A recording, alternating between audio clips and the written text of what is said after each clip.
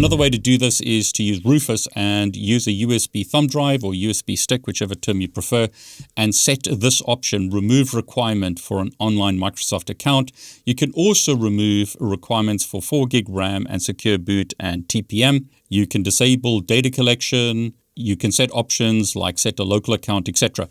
So the idea here is that you download an ISO from Microsoft, you download Rufus, you write that to a USB thumb drive, and then you boot from that USB thumb drive so that you don't have to create an online account. So the first thing we need to do is go to Microsoft.com, go to Software Download Windows 11. I'll put the link below. And then we're going to scroll down and we're going to select Windows 11 Multi-Edition ISO for x64 devices. Click Confirm.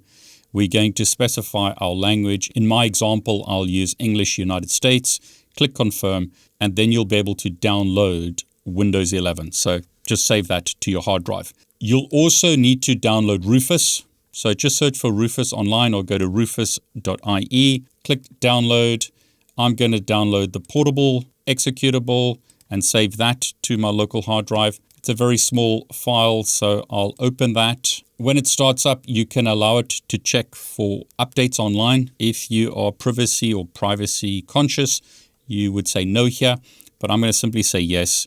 And what I'm going to do is select my USB drive. In this case, I've got Zorin OS on that. I would personally run that rather than Windows, but for this demonstration, I'll override it with a Windows ISO. Now it tells me that there's an update. Do I want to download that? I'm going to say yes.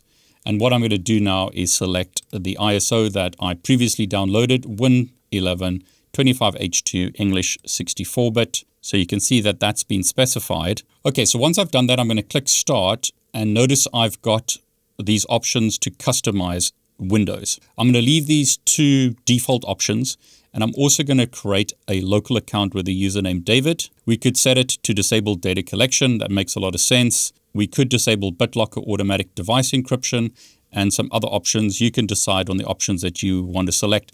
The most important option here is to remove the requirement for an online Microsoft account. And I'm going to click OK. Now it tells me that all data on the Zorin USB drive will be removed. I'm okay with that, so I'm going to click OK. And as you can see now, it's writing to the drive.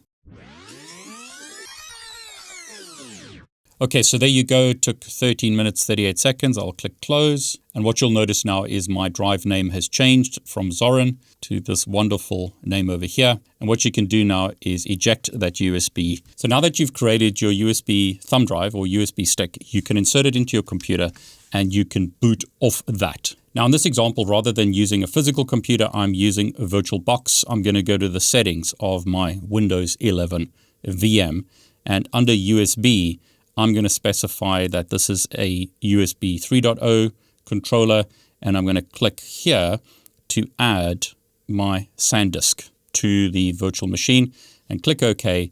And then I'm going to power it on. So start it. So the virtual machine is now starting up. You can see that it's starting the Microsoft Windows Boot Manager. And now we can install Windows. So select your language, your time and currency format. I'll stick with United States. Click Next. Keyboard, I'll use United States. I'm going to replace everything on this virtual machine. So I'm going to install Windows 11, brand new installation on this virtual machine. If you've got a new laptop or computer, you could follow the same process to install Windows 11. I'm going to select that I don't have a product key.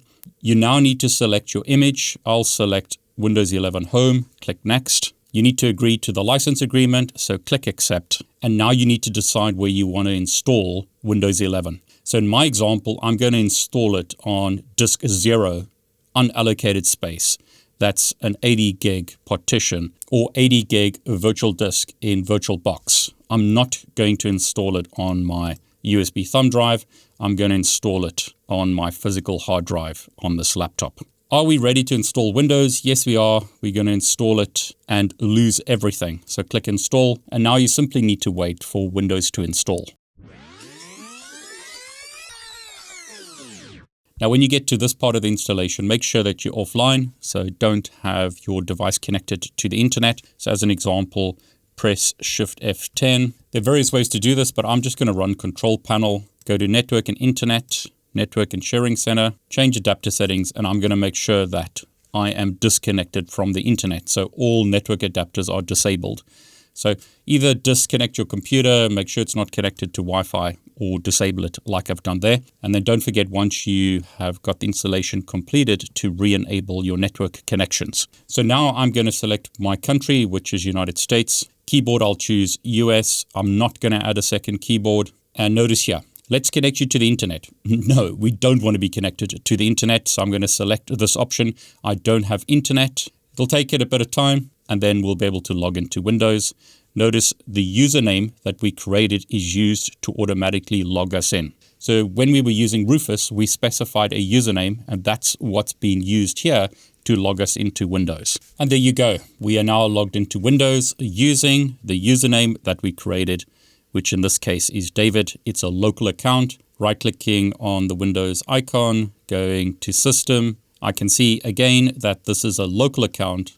I am a local administrator on this Windows computer. WinVer shows that the version of Windows that I'm using is version 25H2, build 26200-6584. So Rufus is a great way to do this. When you're setting up your USB thumb drive or USB stick, however you want to refer to it as, you specify a local username, and that's what gets used to log you in to Windows. So this is a great way to do it. And obviously you can just keep on using this over and over again.